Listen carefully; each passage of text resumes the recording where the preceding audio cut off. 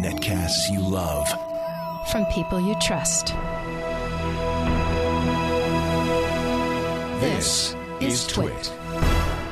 Bandwidth for Windows Weekly is provided by Cachefly at CACHEFLY.com. This is Windows Weekly with Paul Thurrott, episode 53 for March 21st, 2008. SP None. Windows Weekly is brought to you by Audible.com. For your free audiobook, visit audibele.com/Windows. And by listeners like you. Thanks for your donations. It's time for Windows Weekly with Paul Thurrott, the Windows expert at the supersite for Windows.com. I'm sorry, the supersite for Windows at winsupersite.com. It's kind of flip-flopped. Whatever, he says. Also the author of Windows Vista Secrets, which will soon be Windows Vista SP1 Secrets. That's what we should call it. Yes. And a welcome breath of fresh air and warm coffee on the Twit network. I should bring my espresso machine in here while we record. I just ordered a second Ely Cafe machine. I can't believe it. I'm such a sucker. We have I don't know what kind we have, but it's we love it, and it wasn't working and we found out it was just the coffee we were using. You have to have the right grind. Yeah, but it's very particular, on a machine basis. Absolutely. But I didn't want to have to go down upstairs for my coffee, so I have one for upstairs and one for downstairs now. I want to, so I may not have the energy to make it. I don't know how we got off on this, but I actually make coffee in the espresso machine every day because after going to France a couple of years in a row, spoils you. Yeah. Come home and you just can't drink coffee. Drip. So please, it sounds, I know, percolator, please. Just French press. No, but we're doing the kitchen over, and I looked into getting a water line just for the. You know who did that? Steve Gibson did that. Yeah, he had a plumber come in. Right. Well, we have a plumber coming in, so I'm going to talk to him about it. Oh God, you guys! I know this is crossing some line. It is.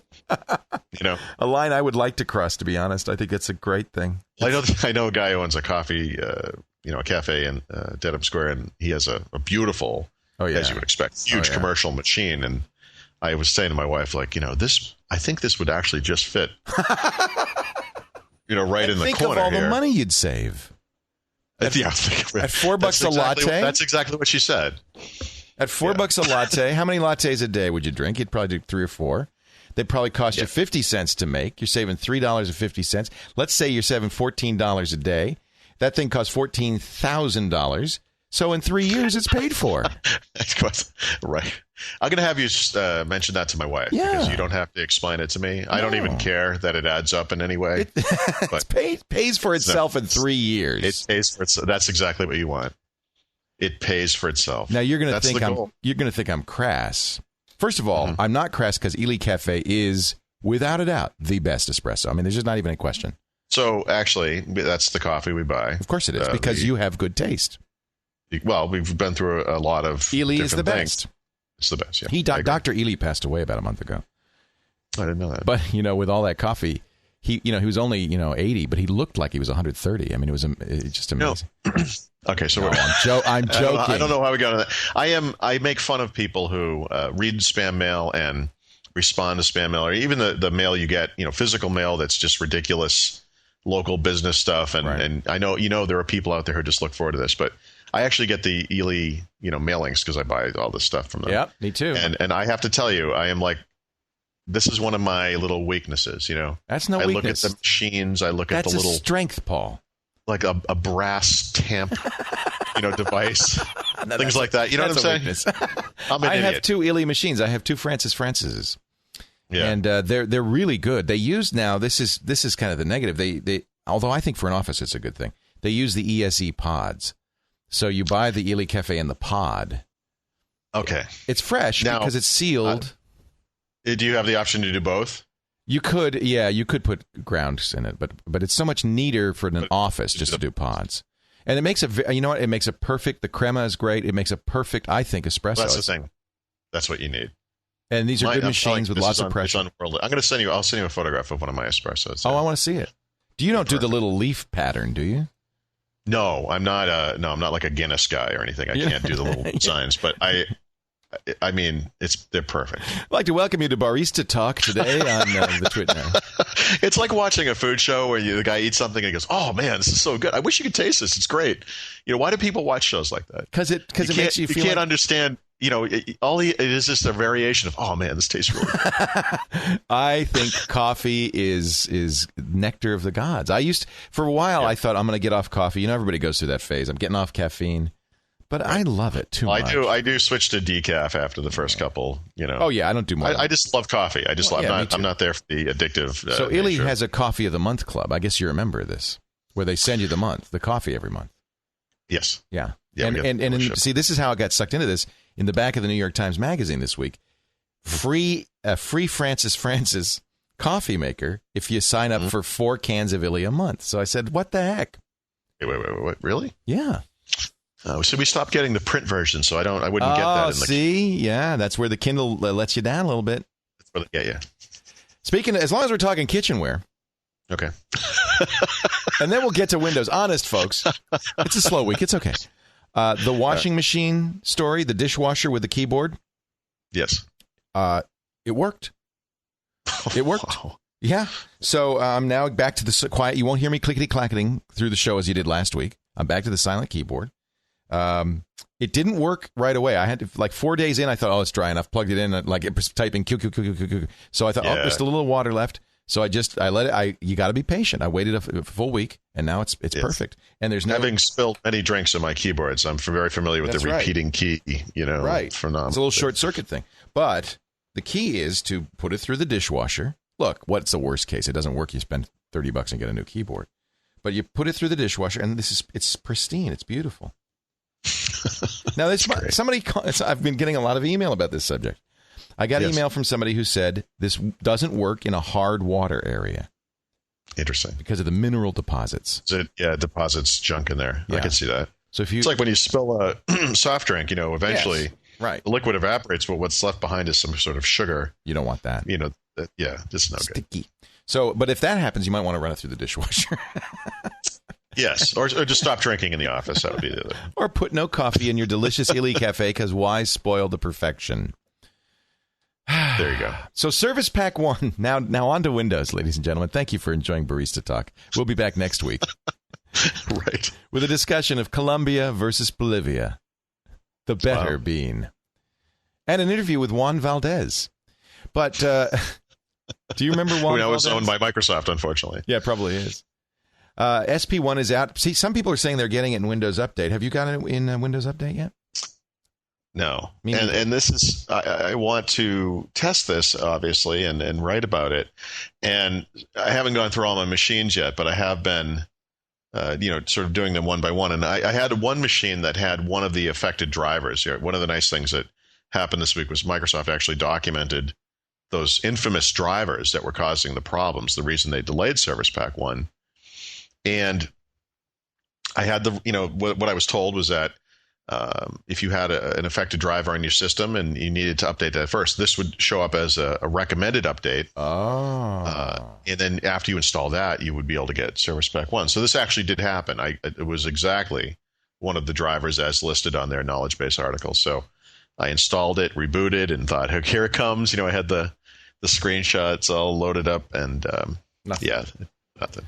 Well, you said they were going to do a staged rollout. But I don't believe that that's what this is. So my understanding is that there are, of the 12 drivers or driver families that were affected, they told me that 2/3 to 3/4 of these had already been fixed, and that the remainder would be fixed by the middle of April. So I'm thinking that there must be one or more drivers on here still that are in the affected category, but they haven't been fixed. So you're saying if you have a driver that Windows Update knows to be incompatible, it won't offer you SP1? Yes. Will it tell you need to fix your driver? No, because Windows Update, or rather Windows Vista Service Pack 1 at this point is optional, right? And it, like you said, they are phasing it in over time too. There are only certain languages available now. Over time, more will become available. So if you get it now or within 30 days, I'm not really sure that it matters too much. And I think the thinking at Microsoft is that for typical consumers, average users, they're not sitting there clicking refresh waiting for it to happen. If you really want it now, you can go to Microsoft.com, go to the download center, and you can find it and download it. You can install it. And the vast majority of people who do that, aside from the fact that they're technical enough to know to do this and want to do this, they're never going to have any problems, even with these affected drivers, because the affected drivers are not they're not positively absolutely going to cause a problem for every single system. It's actually only in very rare circumstances. And even those problems that they cause are usually pretty minimal. But worst case scenario, you might have to. How would you know if you had one of these bad drivers if it doesn't tell you? Well, you wouldn't, but that's the point. That's why they're doing it the way they're doing it through Windows Update. If you're technical enough to say, I want SP1 right now, you can go download it, you can install it. You probably aren't going to see any problems at all. But if you do, worst case scenario is you might have to go manually download a driver and reinstall it. And the people who are going to go get Windows Vista SP1 right now are smart enough to do that. And I've gotten emails from those people who have said just that. In one case, the worst one I saw was 2 device drivers weren't working properly, went to the web, downloaded the drivers. Oh, okay. Just reinstall them, no problem. But you're right. Anybody who's motivated enough to download the 435 megabytes is going to know Microsoft enough. is being very conservative with this. I mean, they're being very careful. Rightly so. After the Service Pack 2 fiasco on SP. Well, they want people to have a good experience. I think it's a good thing they're doing here. So I think for the average person, if you have Vista and you're allowing automatic updates to do its thing, what will happen is sometime in the next month, you'll automatically download any drivers that you need. They'll eventually become important, which will force automatic updates to install them, on automatically, right, without you doing anything. And then you'll get Service Pack 1, but even Service Pack 1 won't be installed by default. What will happen is it will download it automatically, and then you'll wake up one morning and it will say, hey, you've got this update available. Here's what it's all about. Would you like to install it? And you have to explicitly say, yes, I would like to install it. So I just went to Microsoft.com/Vista, looked at more downloads, takes you to the download center. It's the number 3 download right now. You click on it, Windows Vista Service Pack 5 language standalone.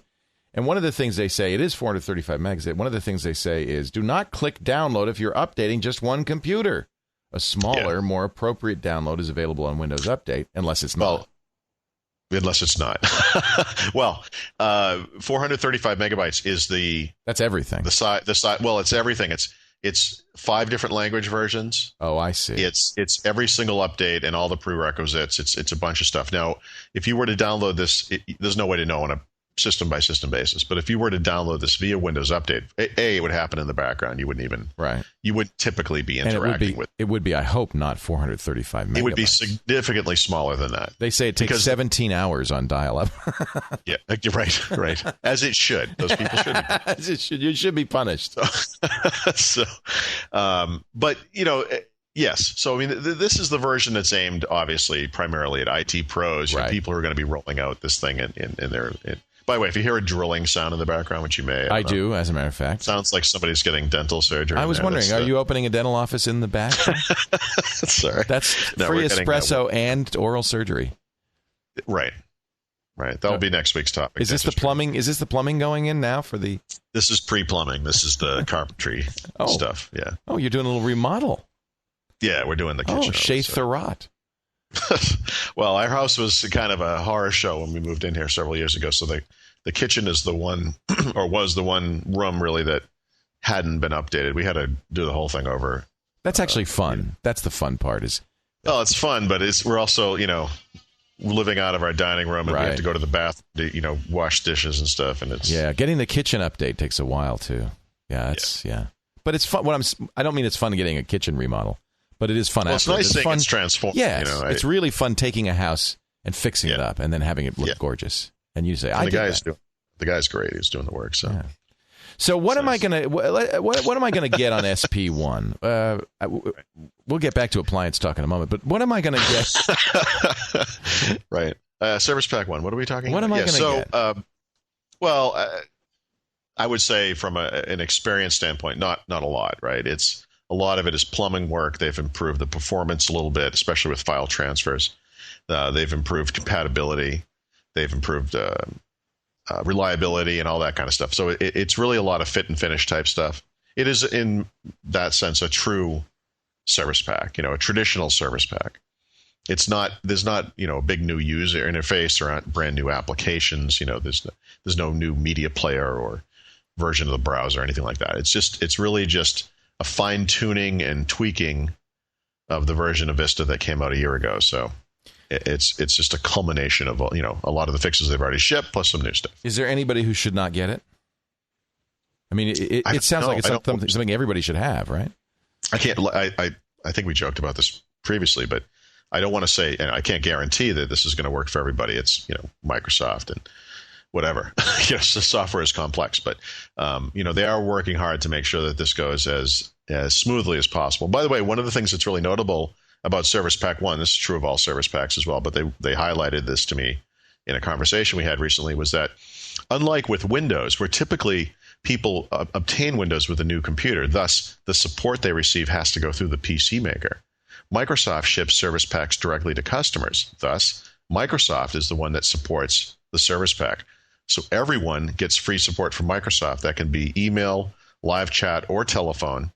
It's free. So if you have any problems with installing Service Pack 1 from here on out, they will support it for free in the manner to which you are, most interested, I guess. So, well, that's an interesting point. I mean, there's always that sort of vague thing with Windows because most people don't ever buy it directly from Microsoft.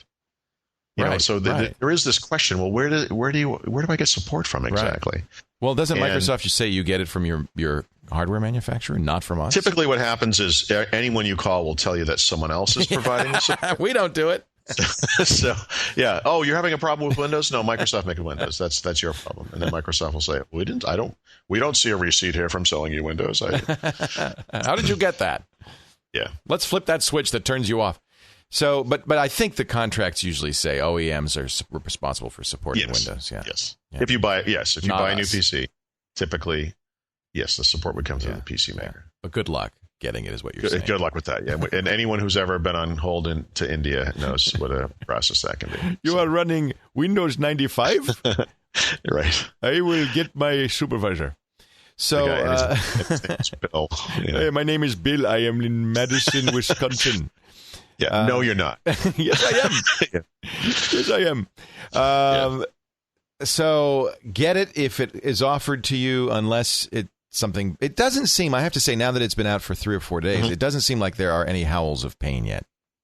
No, and I think we all understand there would be, right? I mean, the smallest possible thing will set off a tirade of articles. Well, think about it. I mean, when you have 150 million installed users, 0.5% have problems. That's 500,000 people. Yeah. That's 750,000 people, to be exact. Which maybe explains why they're being so conservative with this. So. Yeah. No, in fact, I think so far so good. There are some weirdnesses here.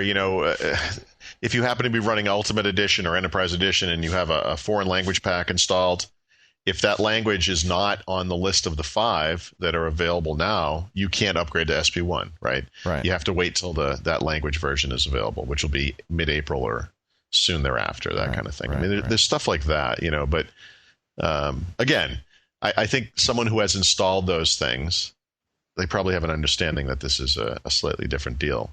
And frankly, even those people probably aren't sitting there hitting refresh waiting for Service Pack 1 to happen anyway, so... Right. I don't know. Anyway, my experience with Service Pack 1 has been seamless on several machines, but now so I'm going seamless back. That you can't even tell you're running it.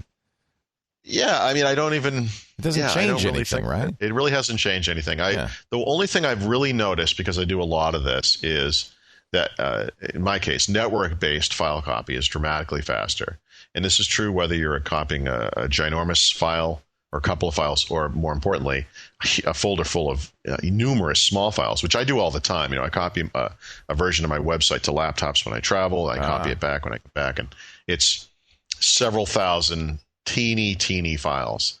And I remember on pre-Service Pack 1, it took forever to transfer this.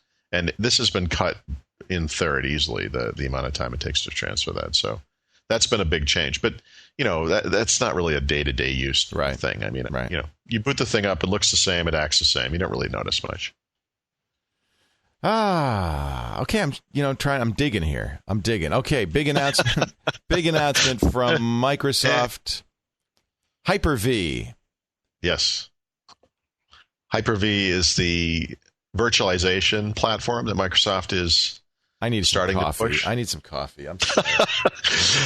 Oh, God. Are we still here? Dane, bring me my Illy Cafe. As virtualization technologies go, Leo, this is actually pretty interesting.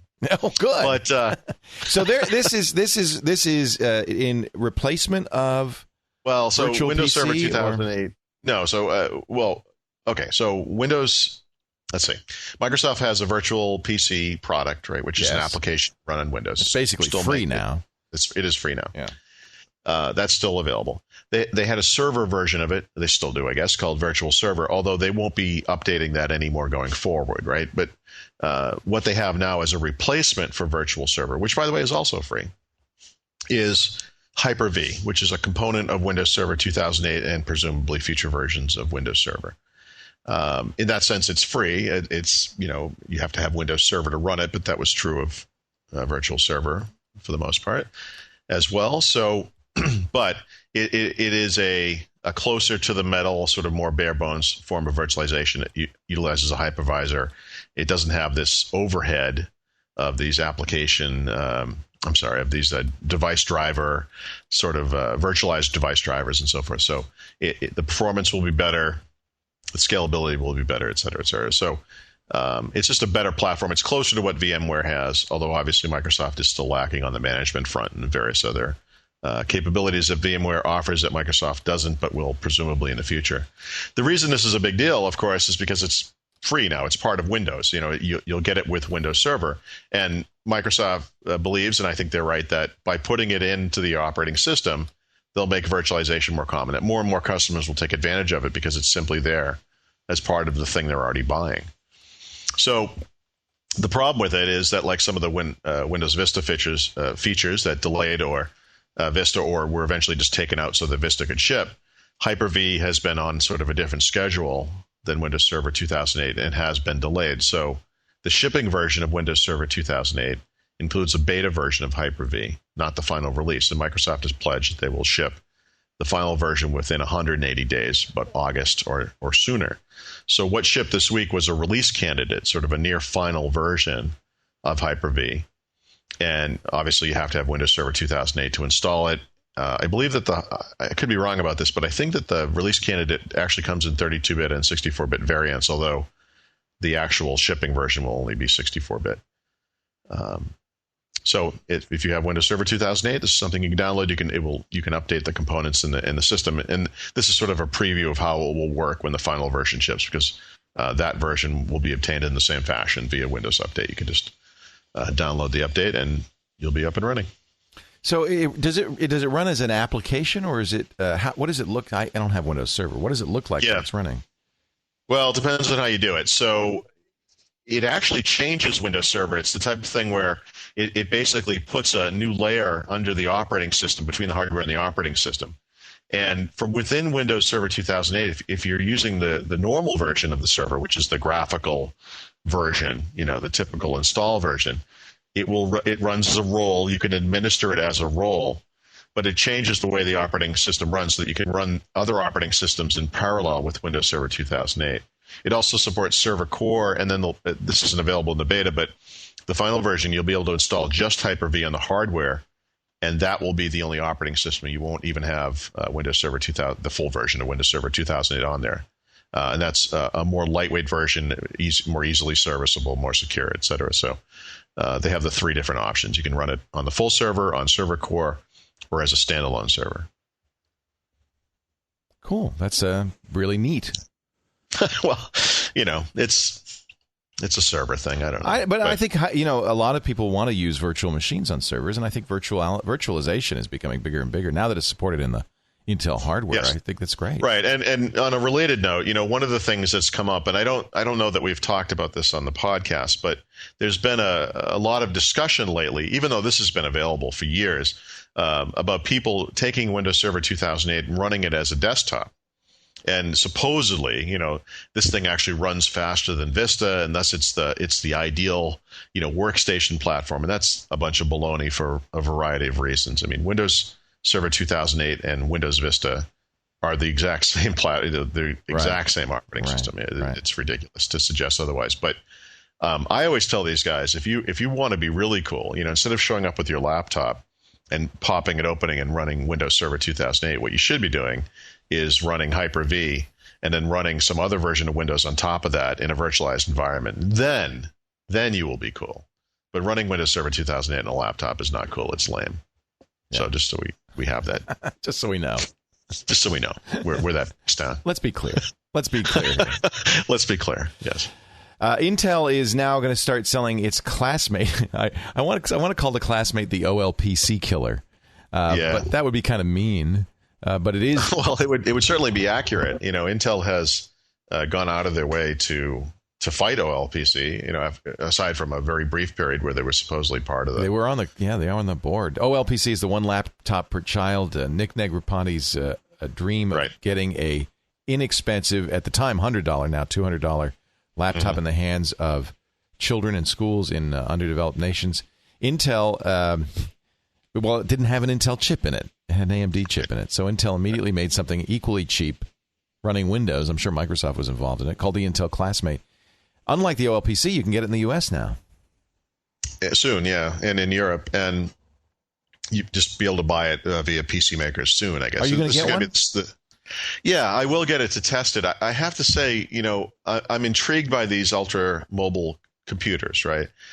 I bought one of the OLPC Exos last fall when they did that priority drive. Did you get yours yet? Oh yeah, I've had it for quite some time. I really, I don't want to be mean. I mean, I love what they're doing. I love the idea. I'm really unimpressed by this machine, and it's not so much the hardware as it is the software. And it's so different and so weird. I just don't quite get it. Something like the Asus EPC, which runs a custom version of Linux. It has kind of a real, I don't want to say dumbed down, but a very simplified user interface. To me, that makes plenty of sense. It's fine. It works great. The Exo, I just don't get it. It's just too different. It's really different. It is weird. I'm sure if you're a kid who has no experience with the computers, I mean, I guess that's the theory. Well, but that's the thing. See, I bring these devices into my house. My kids are always really interested in it, right? And they don't know what to make of this thing either. I know. My son said, "Well, how do you get Facebook and MySpace on it?" That's all he cared about. And there's some networking issues too. I mean, I haven't tried it on my new router, but back when I first got it, you couldn't see the type of network I had, and you have to run a script to get WPA working, which I was able to do, but it's a little funky. I don't know. It's a little too much work for me. So the Classmate as more I would say it's a cross between the Asus and the Exo in many ways. It's got that kind of rugged, kid-looking, friendly laptop look and feel. Does it have green ears? I know there's no rabbit ears or anything, but it's whatever. I clearly people are interested in these kinds of devices, and it's great. I mean, my wife was briefly interested in keeping the Asus because she wanted to use it, something she'd carry around because it was very light. But the thing that she found about that was that, the battery life wasn't that great at all. And I think that's going to be key for these devices. They need to get really good battery life and have an interface that, whether you use a Mac or Windows or whatever, you can kind of pick it up and just use it. Yeah. And the Asus has that. The battery life wasn't fantastic, but we'll see what Intel can do with the Classmate. It looks interesting. I love my Asus, although now that they're coming out with a larger screen, I'm a little, I'm bummed. I'm going to I'll trade in the Asus for a larger screen. Was it 9-inch on the new one? Finally 1024 by 768. So I would put up with the low res if the keyboard was just bigger. That's what I need. Is a lot of people. Patrick complains about the keyboard too. It doesn't bother me. I just have huge hands. I can't. Yeah. Well, you know what that means. Big hands, no, big Leo, heart. I don't. Big hands, big yes, heart. Yeah. What did you think? I don't know. No. Okay. So we'll look for that. And how much were they going to sell that for? It's not going to be $200. They were saying $250 to $350. Really? Depending on configuration, there's going to be a bunch of different versions. So it's not going to be just like the XO where, you can have one as long as you want a green and white one, right, with whatever's in it. That's it. So it's so funny that that this category, which I think everybody had kind of ignored, the Japanese were the only people making really small computers. Right. I mean, remember the Libretto, which was a neat little computer. Yeah, it was really tiny. I have always lusted after a machine like that. Yeah, me too. It was a class of Windows CE devices. I forget what they were called, but they were very wide but very short. And they were, they ran CE, but they had an almost full-size keyboard, clamshell design. I don't know what the exact resolution and dimensions were, but it was very small. It was the type of thing you could open. It wouldn't matter how far the guy in front of you put his seat back. Yeah, that might be some of it. That really might be why this is happening. Lack of room in the airlines. Sure. I mean, I getting work done on a plane in many ways can change, the way a trip goes for me, because that's a day of downtime, and if I can just get something done, right, it's always better for me. But these things have just really taken off all of a sudden. It may also be because we do more cloud computing, and so a little device like this is fine. Right. Hey, a device that would connect a keyboard to my iPhone would be great too. Right. I'd love to see something like that. Right. We talked about the Celia Redfly last week. Something like that. It's a good idea. So clearly, this is a huge category, and Asus proved it, and now everybody's jumping in. Yep. Have you downloaded Safari 3.1 for? It's available for Windows and Mac. Yeah. Did you know? I don't know if you know this, but Apple's actually promoting it through their software update application. I did know that. I saw that, and I said, no, I don't want it on my Windows machine. So that's a little dicey. But I am sort of immediately dismissive of it, but yet I have actually been running it as my primary browser for the past few days because I should obviously take a look at it and see what it's like. And I don't buy the performance stuff at all. I mean, I'm running IE8, I guess, and also Firefox 3 Beta 4. And as far as bringing sites up, I don't believe it's any faster or slower. I mean, they all seem roughly comparable to me. I don't know how they determine these things. I'm sure there are benchmarks and so forth. But in my experience, I think the big deal with Safari is actually the text rendering is really nice. Yeah. Apple just does a good job with text for whatever reason. It looks better on a Mac. I mean, it's a Mac-ish application. Well, yeah, and that's the thing, too. I have to say, I really don't have too many problems with iTunes on Windows for whatever reason. You're lucky. That's all. You're just lucky. Well, no, in the sense that I can put up with whatever problems it has. Okay.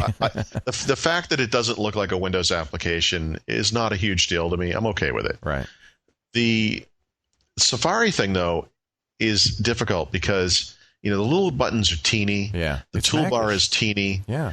And there's unlike other browsers, there's no way to change that. It is what it is. Yep. You get what you get, and I don't know. It's a little too non-standard for me. But I guess the big takeaway I've had so far is I really like to lower the number of things I have to or want to install on my system because of how often that I do it. So for me to install and use Safari on an ongoing basis, it would have to offer some huge advantage. I think we skimmed over this, but I think it's very interesting that Apple is using their update mechanism, which was originally just for iTunes. You get it when you install iTunes and QuickTime. Now all of a sudden they're pushing Safari. What else are you going to be pushing, Apple? Sure. It's interesting. It's a wedge into the Windows world for them. It is. It's the type of thing that Microsoft would get in trouble for. Oh yeah. Oh yeah. Excuse me. Oh yeah. If Microsoft started offering Internet Explorer on my Microsoft Office update on the Mac, you bet there be howls. Yeah. Well, that said, Apple is to bring it all together again, like Illy in some ways, in that there's an experience there, and if you're happy with the iTunes experience, happy with the iPod experience, you may want to move on to the Apple TV and Safari, and maybe if you like all this stuff, you'll move to the Mac, which is what they're really after, I would imagine. Oh yeah, that's where their money is. Sure. So I guess I don't begrudge them that, but I just don't.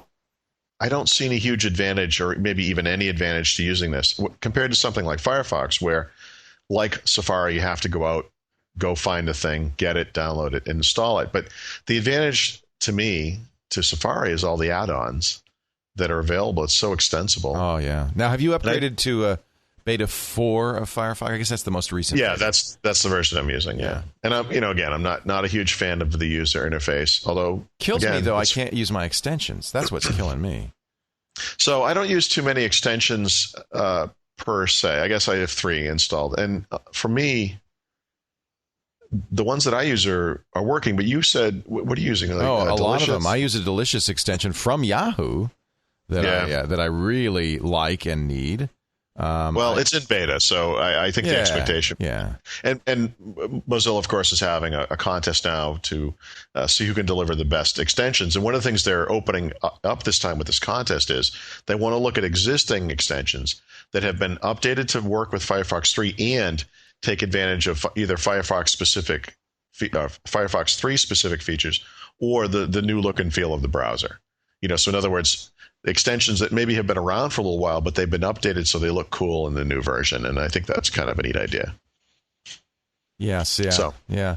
I mean, it's now let's talk about speed, because that's where Apple is making a lot of claims. They say the Safari is the fastest browser ever and so forth. Do you notice a difference? No. That's the thing. I don't. Not at all. It's the same. No, what I notice is, it might technically be different, but you can't tell. IE7 obviously works with everything. Firefox works with everything, basically. It's been a long time since I've run into a site where, this doesn't work well in Firefox. That used to happen all the time. This does happen with Safari still. And to me, that just makes it, I don't know. Even some of my own stuff, I've got some things where it cuts off the bottoms of certain table types, and I don't know why. It works fine in the other browsers. So I don't know. Oh, the other thing it does that I think is just insane is it has OS 10 buttons and things. Right. So if you load a page that has a web form with buttons or whatever, it's got those lozenge the UI buttons. elements. Yeah. What the heck is that? Why would I don't know. Well, I like it. That's one of the reasons Firefox on the Mac, and this is what you were talking about, native UI. Firefox on the Mac and on Vista, it's too bad because it does look generic. It doesn't look like it's tuned for the UI. Right. So if I was a Macintosh user, using Firefox, I think would make a lot of sense. I might still look at Firefox, especially now that it is, more Mac-like on the Mac. Right. They're trying to make at least some cursory, move toward making it look native. But for the same reasons, I might consider Firefox. Plus, you could, Firefox is extensible, so even if the basic Firefox UI doesn't look good, you'll always be able to download a new look and feel, which is really nice. So if you want something that looks more Mac-like on the Mac or more Vista-like on Vista, those things are out there. They're available for you to download. And whereas, Safari is just some weird look. We are Apple. You may not change anything. Yes. We know best. They know better. Yes. They know better. We know best. You know best when it comes to tips on Vista. We're going to get your Windows tip in a bit and your software pick. I have one for a change as well. Okay. But first, time to talk about our sponsor, the wonderful folks at Audible.com. Audible.com/Windows will get you a coupon for a free book when you sign up. New users only. We have a lot of... Now, it's funny because when we first started doing these ads, I think a lot of you had never heard of or weren't not yet Audible subscribers. I think now the majority of you are. Again, I don't know what that means. We're going to have to come up with some new... Actually, we do have some interesting new campaigns to talk about, believe it or not. Oh, sorry. But don't laugh at me. I'm not laughing. The Audible folks have actually come up with some great deals for the Twit folks. Okay. We'll talk about those. But we also like to always talk about books. Yes. Because we know you love listening to Audible books. And I know you're an Audible listener. What are you listening to these days? Or what's your next book, I guess I should ask? Yeah, it is my next book, actually. Although, it's funny. I find myself divided between real books and things I can get on the Kindle, and then, of course, the audiobooks. Yeah, I do the same thing. But I always used to have 4 or 5 books on my bedside table anyway. That's right. So I've got this sort of rotating. It's hard to know. Whatever I'm in the mood for. Yeah. Yeah. Now, on the audiobook side, of course, Arthur C. Clarke just passed away. He's most famous for 2001: A Space Odyssey, and I actually kind of enjoyed that series. The books are quite different from the movies, by the way, and of course there are more of the books. But to me, the biggest Arthur C. Clarke story was always Rendezvous with Rama. Yes, and that's another case where they turned it into a series. And the first book to me is the is the best one by far. I love Childhood's End too. Did you read Childhood? Right, the classic. Yeah, absolutely. What a great book that was. So this guy's amazing, and I looked on Audible to see what they had, and I think the best one there is probably the Collected Stories of Arthur C. Clarke, 1937 to 1999. Includes all kinds of great stories, Hammer of God and so forth. But one of the stories that's in there is called The Sentinel, and that is the beginnings of what became 2001: A Space Odyssey. So it's kind of interesting on that note. Now, and this is something I haven't looked at on Audible. I mean, I've always been a big science fiction short story fan, Larry Niven type stuff or Jerry Pournelle. I just love that stuff, and I think Arthur C. Clarke is another guy. He does wonderful short stories. Yeah. They have the 9 billion names of God in here, which is what a great book that is. What a great story. I think if you're listening to audiobooks, especially if people are starting with audiobooks, short stories might be a good choice because sometimes, you're daunted by the idea, this is going to be 20 hours and I have to kind of follow through. But a short story, you can listen on one commute. It's almost like a podcast.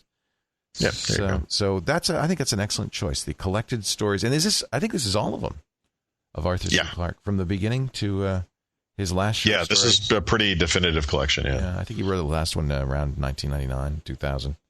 It's funny. He stopped writing right around 2001. I guess he figured. In fact, I think he even said that. I think he said once Neil Armstrong walked on the moon, I've become sort of passé. He said the stuff I'm writing about, is no longer fiction. Right. He in 1945 predicted satellites in geostationary orbits, and in fact, those orbits are now called Clarke orbits. So that's great. He'll be immortal in that respect. A very good Audible pick, I think. The Collected Stories of Arthur C. Clarke, available as your free book if you'd like. Sure. And this is the other one. I'll throw this out as kind of an aside. I mean, I actually had read this in hardcover when it first came out, but you may be aware that there's an HBO series occurring right now around the John Adams book. And John Adams, the book by David McCollough, is also available on Audible. And it's fantastic. I mean, it's absolutely fantastic. Well, you're living in the heart of this. I mean, you're right where it all happened. Yeah, although I guess they filmed it in Virginia, by the way. Did they really? Yeah. Have you seen it yet? I just watched the first two episodes. Is it great? Yeah, I no longer get HBO, so I will eventually see this on DVD. They'll put it out on DVD. I don't know how many episodes it's going to be. The first one, the pilot, I guess, is a little slow, but it sets you up because you get to understand why revolution was necessary. The second one, I was in tears. I don't know if they built a set, or I suspect they didn't. I think they're in Independence Hall. I've been there. Yeah, supposedly the places they are just amazing looking. They're in Independence Hall. Paul Giamatti is one of the best actors. He's great, but the Ben Frank guy who does Ben Franklin's wonderful. Jefferson. It brings this to life in a way I've never seen it brought to life before, with real attention, because it's based on the McCollough book, real attention to the historic authenticity. And, Adams' part in all of this is often downplayed, but he was one of the authors of the Declaration of Independence. Some say he really came up with all the main ideas of it. And this is boy, is that number 2. It breaks your heart. I mean, I was in tears. It's the most beautiful, amazing thing. If you want to become a patriot again, just watch that. And it reminds you of what's so great about this country, and just a wonderful. But I agree with you on the book. In fact, I listened to it on Audible in abridged form because that's all they had at the time. I bought the book because I loved it so much, and then I listened to it in unabridged form. Yeah, there you go. It is one of the but great enough time has passed. Books. I mean, why not? It's a great history book. So 2 good stories. Thank you. 2 good books. Either one could be yours free by going to audible.com/windows. You might wonder how a busy guy like Mr. Paul Thurrott finds time to read. Well, I was just thinking about that the other day. I would be fearful to ever actually try to document this because I work a lot. I'm kind of a workaholic. Well, anybody who's self-employed does. We have to. Yeah, but I do actually read a lot as well, and I also I watch. I don't want to say TV. I don't want to bring up images of Paul watching sitcoms every night. It's not like that. But I do watch a lot of travel and history and true crime type TV shows. But you're half asleep when you're doing that. I don't know. I guess I would be. But I don't. It seems like the amount of stuff I do can't possibly fit into the amount of time that's in a week. But it must. And I'd almost, like I said, I'd be fearful to ever try to figure that one out. But I play video games, That's true. That's what I don't understand. I do all those things too, but the video games I couldn't find time to do that. Yeah, something has to go. Something has to go. But Audible is a great way to get your reading done when you're stuck doing things you can't do anything else, like driving or working out at the gym. I listen while I'm working out. It really makes the workouts go fast. I know Amber listens while she's running. If you're a runner, this is a great service. Audible.com/Windows. We thank them so much for their support of Windows Weekly. And now, ladies and gentlemen, it's time for Paul Thurrott's Windows Vista tip. Well, we just discovered one while we were getting on the phone here. You click the time. I feel like such a tool because I did it by mistake while we were talking. He goes, I'm talking to him before as we were setting up for the show, and he goes, "Whoa."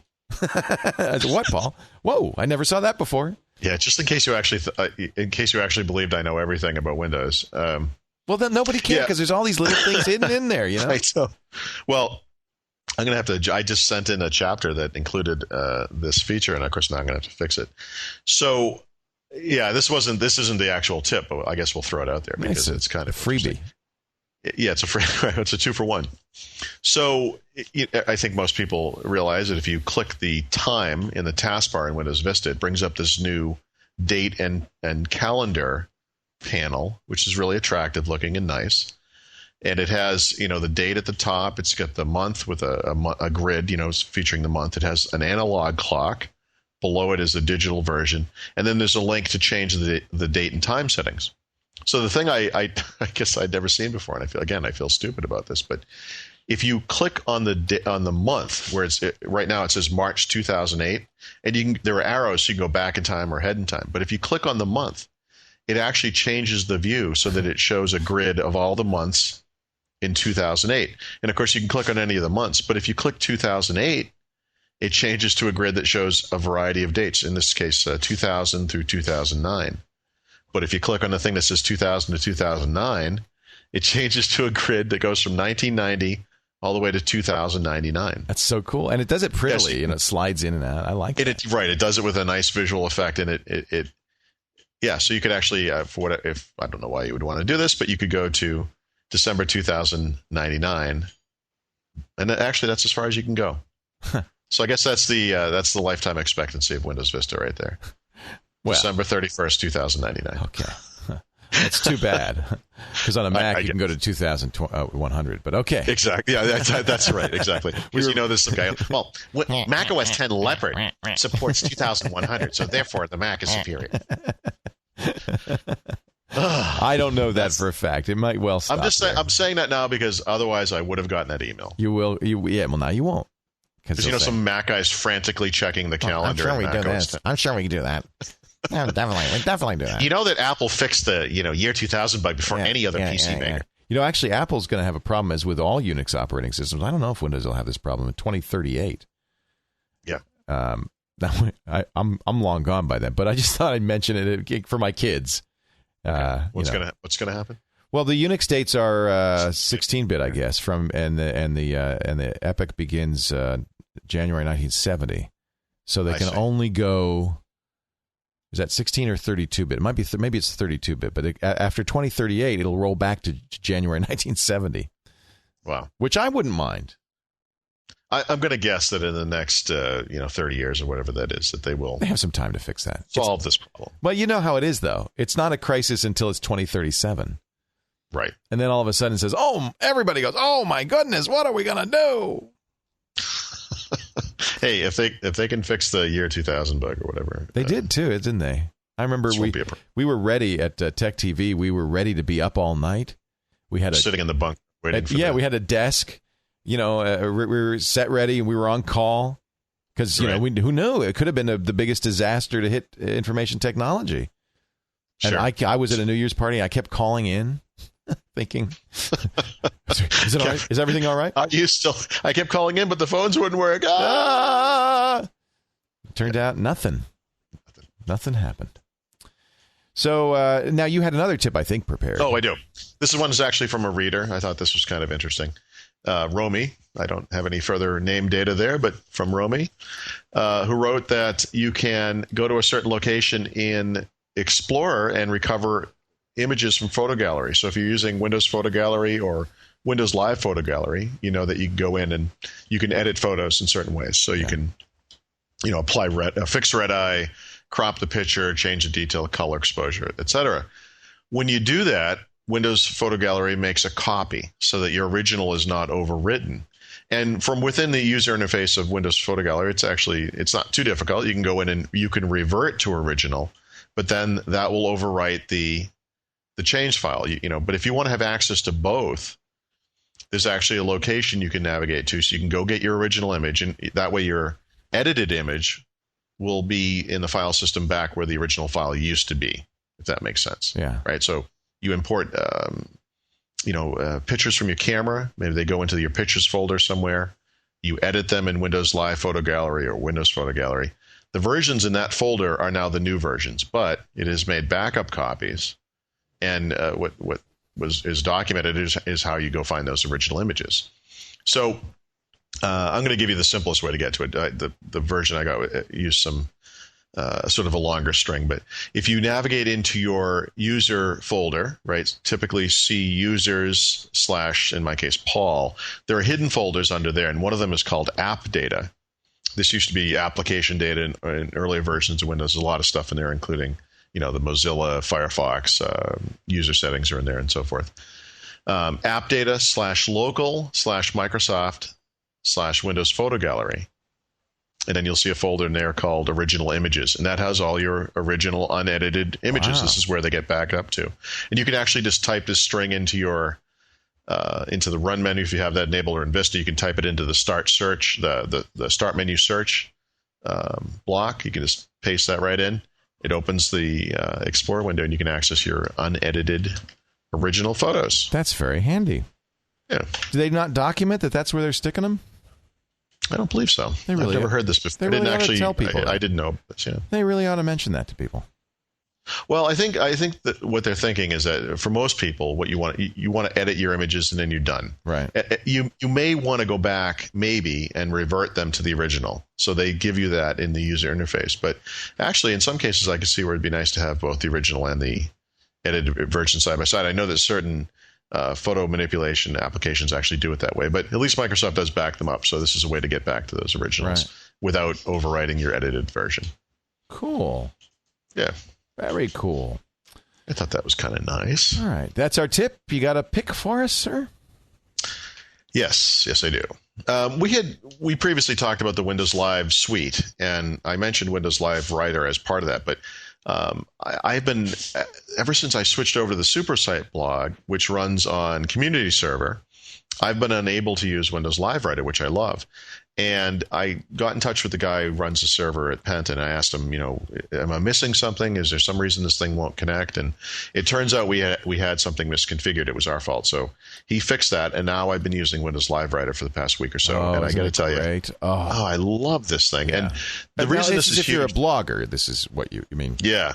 Well, in my case, we're going to be switching the SuperSite sometime this year entirely over to Community Server for a variety of reasons. This is something I've been very fearful of because I do the website in a certain way.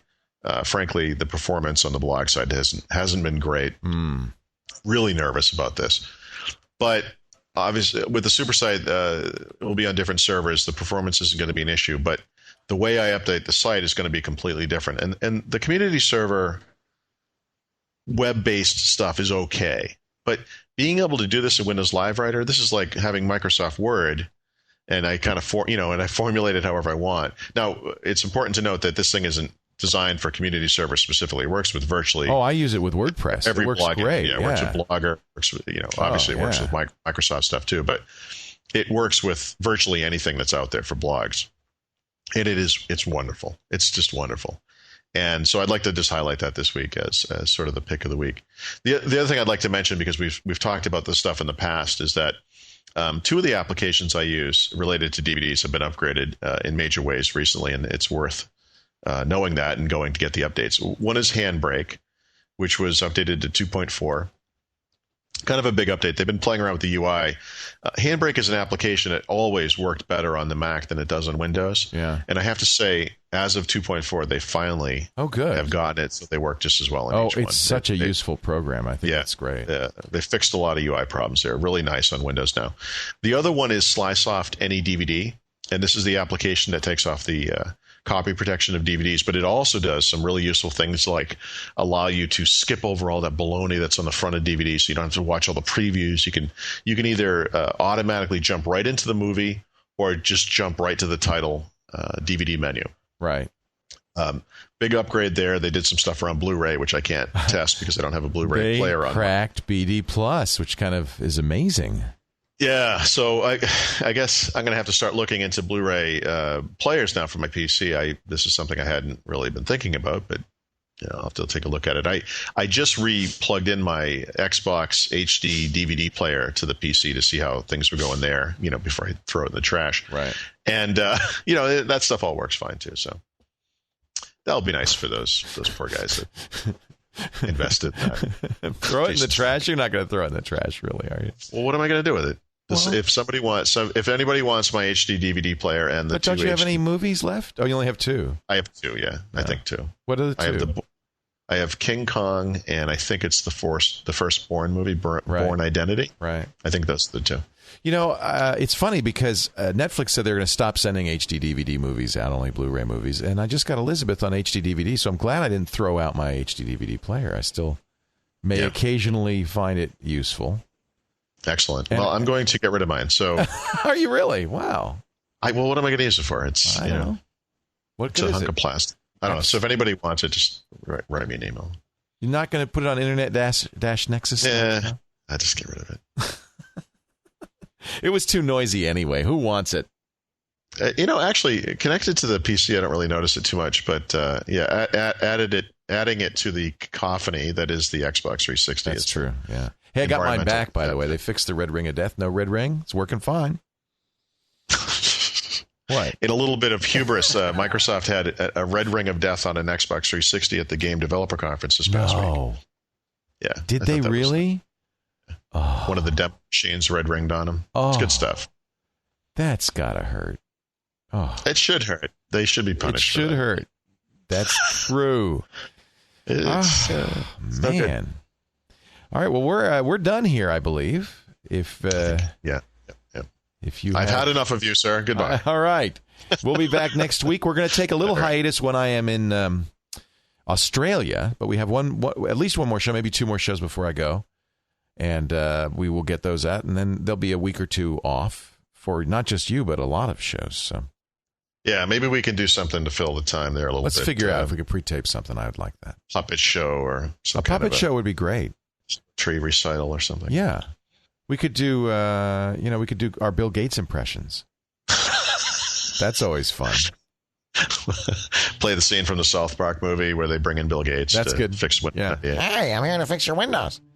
I laughed so hard when that happened. I missed the next 10 minutes of the movie. They are clever, aren't they? They do it. They do it. I loved their World of Warcraft episode too. Yeah, priceless. All right, Paul Thurrott, it's been great talking to you. We're going to see you next week on Windows Weekly.